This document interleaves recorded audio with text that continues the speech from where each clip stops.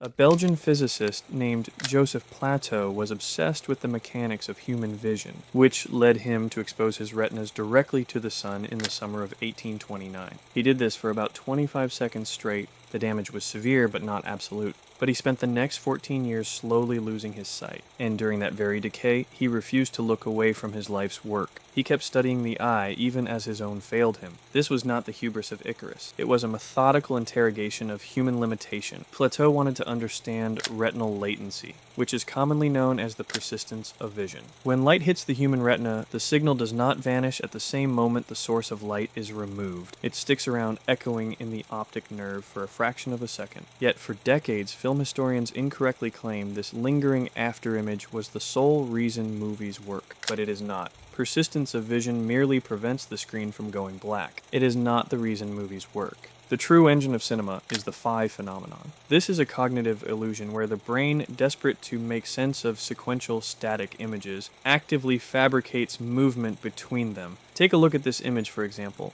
It looks like the balls are moving in a smooth circle, right? But that's not actually happening. In reality, they are just blinking on and off in a specific sequence, and it's the same thing with these dinosaurs. Your brain is insisting that they're moving, but they aren't. It's just a calculated illusion. This is the glitch in our biology that makes us see motion where there is only a series of still, blinking images. Film does not give you motion. It gives your brain the raw, delayed signals to invent motion where none exists. Plateau proved this by inventing the phenakistoscope. It was a simple cardboard disc painted with sequential drawings, but its genius lay in its architecture. Viewers looked through the precisely cut slits, and those slits interrupted the viewer's vision at calculated intervals. Then the brain, receiving a rapid sequence of images severed by darkness, stitched the gaps together seamlessly. Plateau revealed a profound truth here. Continuous light creates only a meaningless blur, but controlled darkness creates a reality, and this concept matured into the mechanical backbone of the motion picture industry. Early film projectors utilized a rotating shutter, a physical blade that blocked the projector's beam while the film advanced to the next frame. This brings us to a physiological threshold known as critical flicker fusion, which is the exact frequency at which a flashing light tricks the human eye into perceiving a steady, unbroken glow. While modern cinema traditionally runs at 24 frames per second, a projector's shutter flashes each frame 2 or 3 times, elevating the interruption rate